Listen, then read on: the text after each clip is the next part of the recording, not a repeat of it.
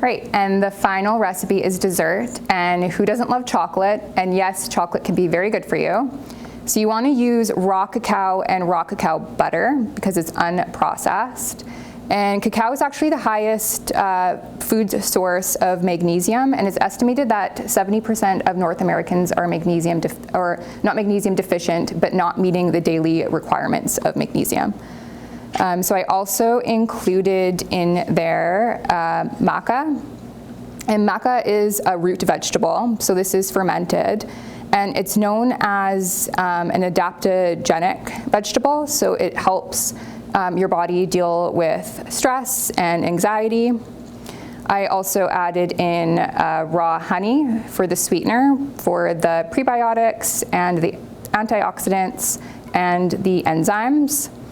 And then we also have goji berries, which are high in polyphenols, just like the wild blueberries.